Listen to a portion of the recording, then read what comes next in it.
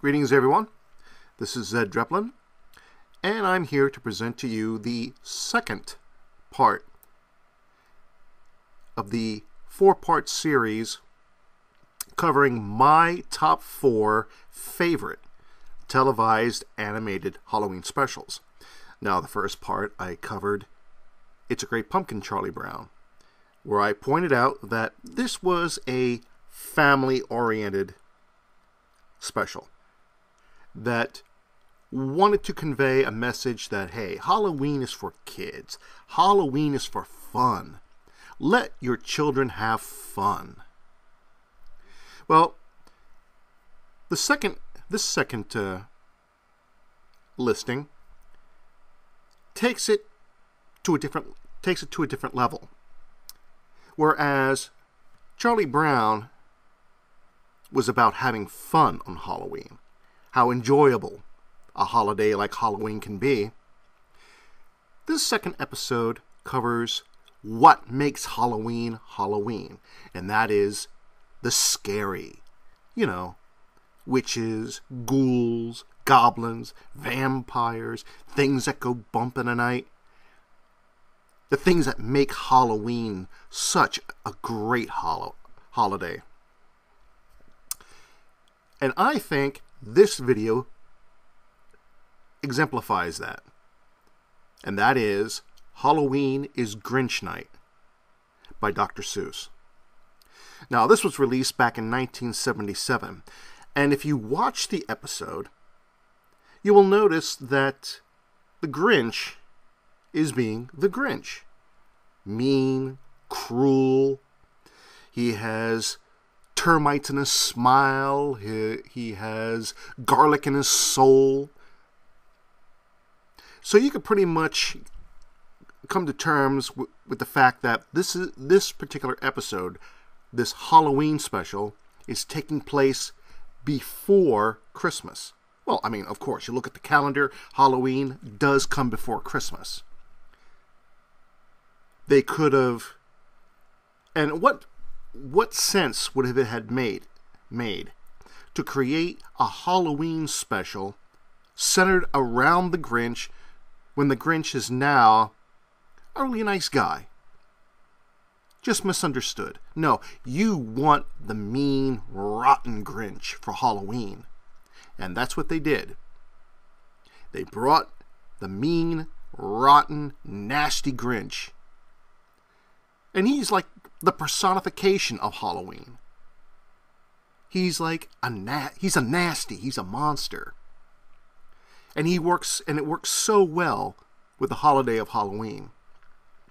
Now, you compare the two episodes, Grinch Night and How the Grinch Stole Christmas, and you will notice a huge difference in the animation.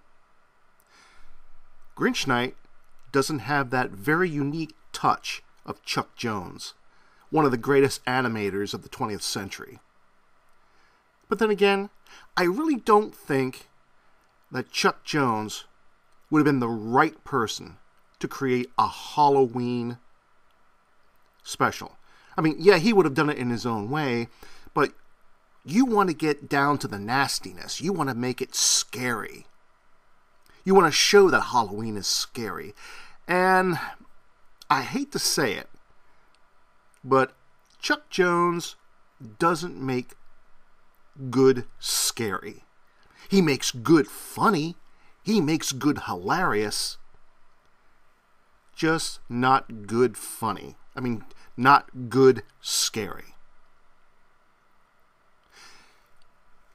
So, when it came time to make this episode, or this special, they went back to DePatie Freeling. I hope I have the first name pronounced correctly. Now, you may remember that this was the team that brought The Cat in the Hat to the screen. Well, they were brought back to make Grinch Night, and I think they did a great job. It took me a while to get used to the animation, because they held true to the Dr. Seuss drawn characters.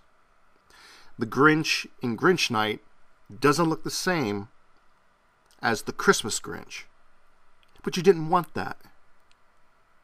Again,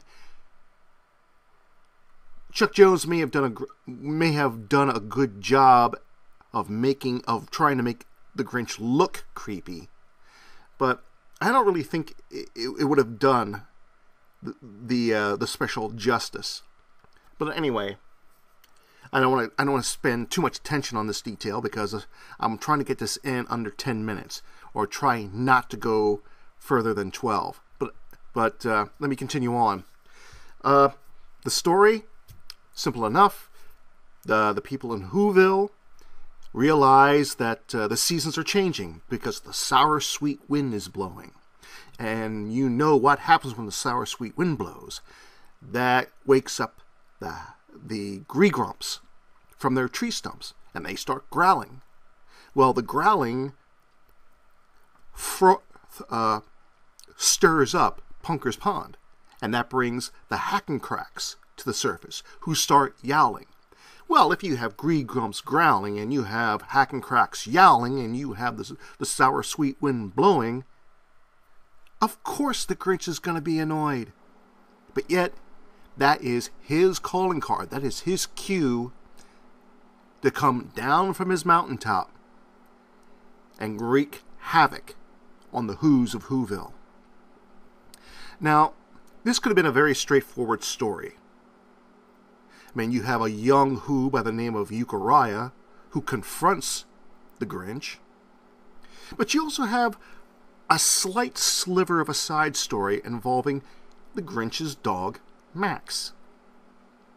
And I thought this was rather unique because when Max is bringing down the Grinch's paraphernalia wagon, he wonders, how did he get into this situation? How in the world did he go from being a pup, being cared for by his Aunt Woofy Woofoon, to being the slave of this cruel master known as the Grinch?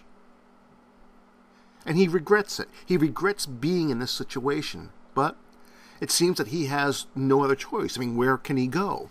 He's out in the middle of nowhere. He lives on the top of a mountain, and the only people that he knows are down in Whoville. Now, why he didn't escape from the Grinch and go down into Whoville, I have no idea. Maybe because he just really has given up. Maybe he's just given up hope. He has given up hope of ever trying to find a better life for himself. So he pretty much has given up and realizes, hey, I'm going to try to make the best of this situation. The Grinch is an asshole, pardon the French, but there's nothing I can do about it. I don't know where to go and what to do. Well, Euchariah faces the Grinch because he knows that if he can stall time, that sour sweet wind is going to die away. Then the Hackencracks are going to go back under Punker's Pond and sleep. The Gree-Grumps are going to go back into their tree stumps and sleep. And the Grinch won't have any reason at all to come down to Whoville and start trouble. Now, every Dr. Seuss story tries to work in a moral. Dr. Seuss doesn't talk down to kids. He tells them a story and lets them figure out the moral on their own. And for me, I think the moral of this particular special is face your fears. In fact, you can call this an anti-bullying special, because the Grinch is a bully. He's going to go down into Whoville and push people around. People are terrified of the Grinch, and that gives him power. That's exactly what a bully is. A bully is someone who strikes fear and terror in the hearts of other people, and they feed off of that. Well, Euchariah wasn't going to put up with that. He faced down the Grinch. He faced the Grinch's monsters and spooks. and sent him right back up the mountain. And he provided a home for Max. Now, all that aside, I think that the Grinch Halloween is Grinch Night is a great special. I mean, you sit back and you enjoy being part of your childhood again because it's Dr. Seuss. I swear, if anybody out there does not enjoy Dr. Seuss, they had no business being children in the first place. Even to this very day, I love Dr. Seuss. I still have some of his books. When I was a kid, I went out and I bought his books. And I still have them. Because Dr. Seuss is great. Dr. Seuss is a great storyteller. He writes the best lyrics of any of music. And the special in and of itself, as a whole, is just entertaining. It's a little bit scary, it's a little bit spooky, but it doesn't go over the edge. It's a special that the whole family could enjoy. And like I said, it is different from It's a Great Pumpkin because it focuses on what makes Halloween great. It focuses on those aspects that make Halloween Halloween. And I suggest that you go out and you get the DVD and keep it. Store it away and bring it out every Halloween. Don't even look at it. Don't even look at it during the summer or the spring or the winter. Keep it hidden away, locked away, and then when October 31st comes around, pull that baby out and watch it. You're going to enjoy it. I did. What do you mean I did? I've always enjoyed it. Okay, I'm past my 12 minutes now, so I'm going to say thank you very much for watching. Have a happy Halloween. And this is Zed Dreplin signing off. Bye-bye.